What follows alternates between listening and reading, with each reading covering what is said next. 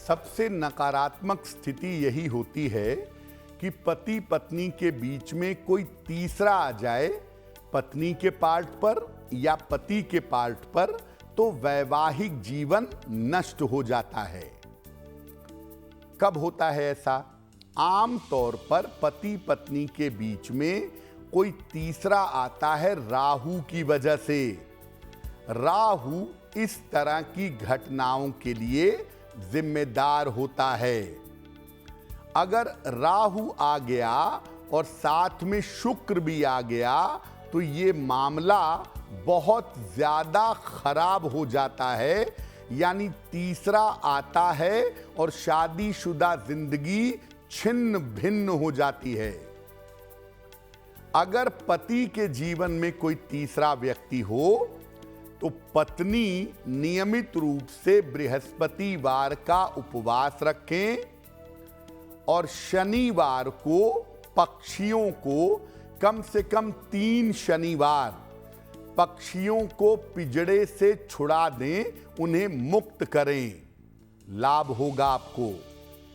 अगर पत्नी के जीवन में कोई तीसरा व्यक्ति हो तो पति हर शुक्रवार का उपवास रखें और शनिवार को किसी निर्धन व्यक्ति को उड़द के बड़े खिलाएं या शनिवार को किसी निर्धन व्यक्ति को भोजन कराएं।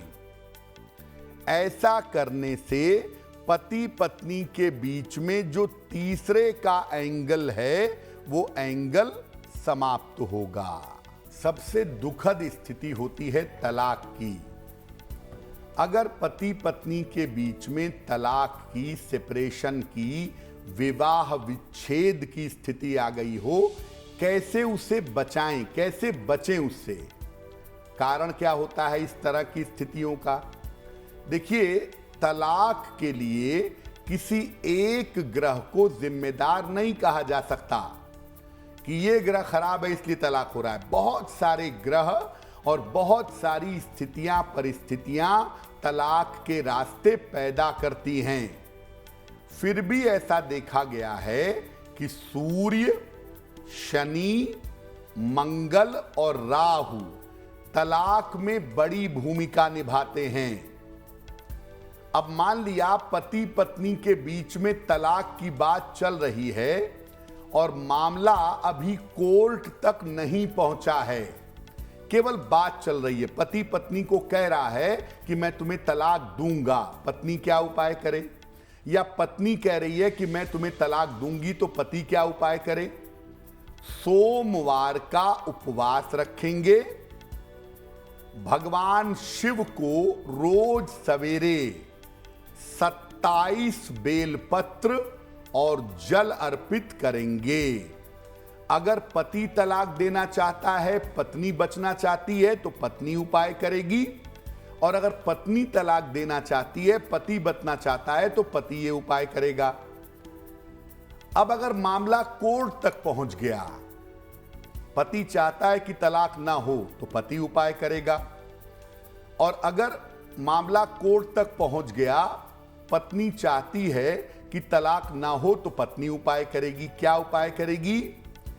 5 मंगलवार हनुमान मंदिर में जाकर अपनी उम्र के बराबर लड्डू चढ़ाइए।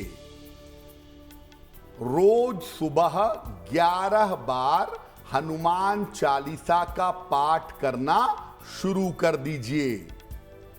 और याद रखिए कि अगर हनुमान जी वाला उपाय आप कर रही हैं या कर रहे हैं अपने विवाह को बचाने के लिए, तो उतने दिनों में मांस मदिरा का सेवन आप बिल्कुल नहीं करेंगे या बिल्कुल नहीं करेंगी। एस्ट्रो तक ऐप पर आपको मिलेगा भविष्य से जुड़े हर सवाल का जवाब। डाउनलोड कीजिए एस्ट्रो तक ऐप और चुटकी में जुड़िए इंडिया के बेस्ट एस्ट्रोलॉजर से।